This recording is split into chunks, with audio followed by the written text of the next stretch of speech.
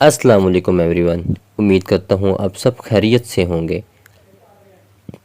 میں ہوں وجدان مصطفیٰ اور آپ دیکھ رہے ہیں میرا یوٹیوب چینل وجدان مصطفیٰ آفیشیل۔ تو ہم چلتے ہیں اپنی اگلی ویڈیو، ایپیسوڈ نمبر 5، ناول عشق آتش سعدیہ راجپوت۔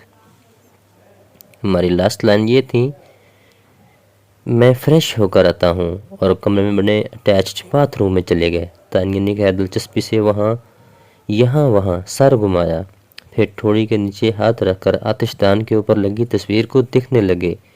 کچھ ہی دیر بعد اظہر فاروقی باتھ روم کا دروازہ کھول کر کمرے میں آ گئے۔ آؤ چلیں، انہوں نے کہا۔ تانیہ فوراً اٹھ کھڑی ہوئی، ساتھ ساتھ دونوں کو ڈائننگ روم کے دروازے سے آتا دیکھ کر نور الہدا کا منہ کی طرف جاتا ہاتھ وہیں رک گیا۔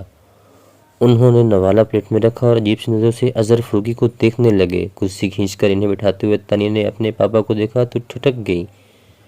دوسری طرف نور الہدا نے اس کی نگاہوں کو محسوس کر کے آنکھیں جھکاتے ہوئے پلیٹ سے نوالہ اٹھا کر منہ میں رکھا، مگر اسے نگلنے کے لیے انہیں پانی کا سہارا لینا پڑا۔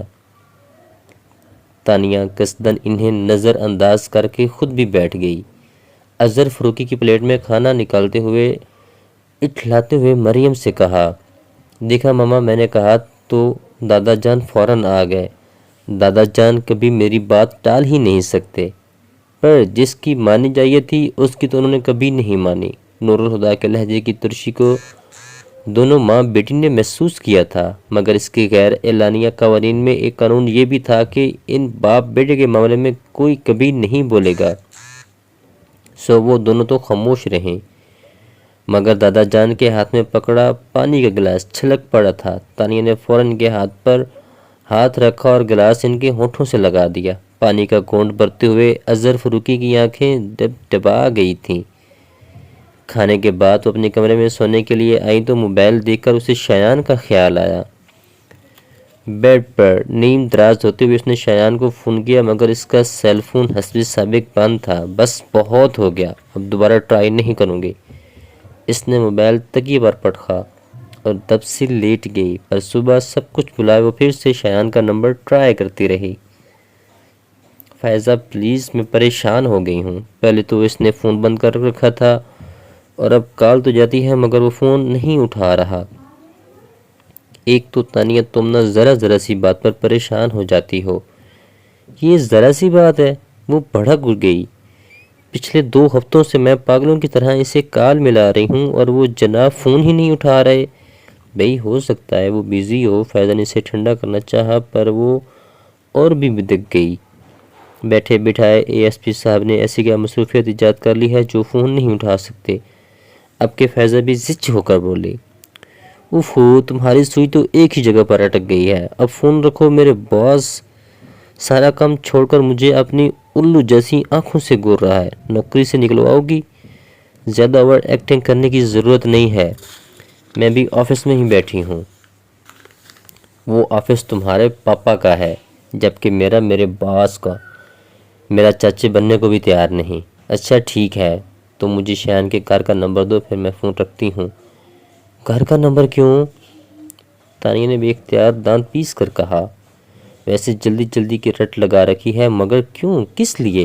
پوچھنا بھی ضروری ہے نا۔ پھر کچھ نارمل لہجے میں کہا، دیکھو موبائل پر تو وہ کال ریسیو نہیں کر رہا، گھر کا فون تو اٹھائے گا۔ ہاں مگر میرے پاس اس کے گھر کا نمبر نہیں ہے۔ واٹ؟ وہ دھاڑی، شایان تمہارا کزن ہے اور تمہارے پاس اس کے گھر کا نمبر نہیں ہے؟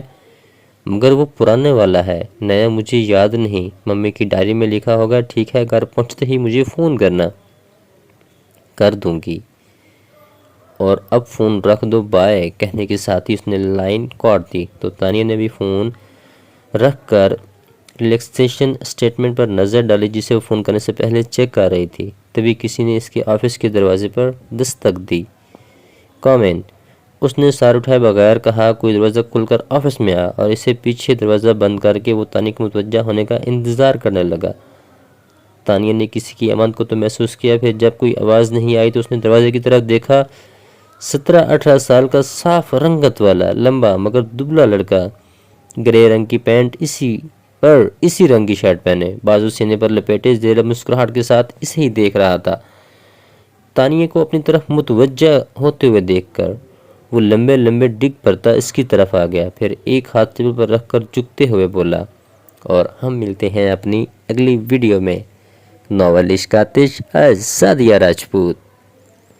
اور آپ سب سے گزارش ہے میرا یوٹیوب چینل وجدان مصطفیٰ آفیشیل ضرور سبسکرائب کریے گا، کیونکہ یہ سب آپ کے ساتھ سے ہی ممکن ہے۔ ملتے ہیں اگلی ویڈیو میں، تب تک کے لیے اللہ حافظ۔